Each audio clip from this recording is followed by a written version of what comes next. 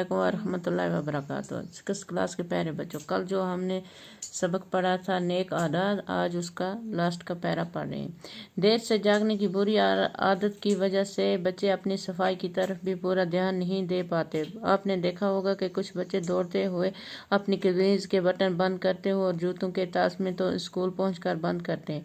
اصل میں دیر سے جاگنے کی وجہ سے انہیں اتنا وقت ہی نہیں ملتا کہ سلیقے سے اپنا لباس درست کریں۔ ایسے بچے تو اپنی ماں کے لیے بھی تکلیف کا سامان پیدا کرتے ہیں۔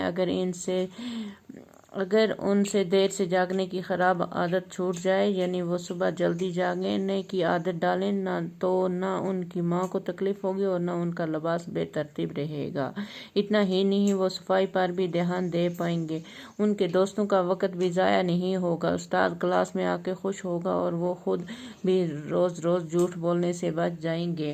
وقت پر کام کرنا بھی ایک اچھی عادت ہے۔ داناؤں کا قول ہے، آج کا کام کل پر مت چھوڑو۔ جو بچے یہ سوچ کر شام کو زیادہ دیر تک کھیلتے ہیں کہ اسکول کا کام کل کریں گے، ان کا کام کبھی پورا نہیں ہوتا۔ کام تو وہ کرتے ہیں مگر اس قدر جلدی اور بے دلی سے کہ ٹھیک سے سمجھنے کا موقع نہیں ملتا، اور کہیں نہ کہیں ان کے کام میں کوئی نقص ضرور رہ جاتا ہے۔ جو بچہ وقت پر اپنا کام کرے، صبح جلدی اٹھے، جھوٹ نہ بولے، صفائی کا دھیان رکھے، اپنا لباس ٹھیک رکھے، اپنے رہنے کی جگہ اور آس پاس کو صاف و پاک رکھے، بھائی بہن سے جھگڑا نہ کرے، ہم جماعتیوں سے پیار سے پیش آئے، استاد کا احترام ادب کرے، وہی بچہ آگے چل کر زندگی میں کامیاب رہتا ہے۔ یہ تھا آج کا ہمارا سبق، اور کل انشاءاللہ الفاظ معنی پڑھیں گے۔ باقی وسلام۔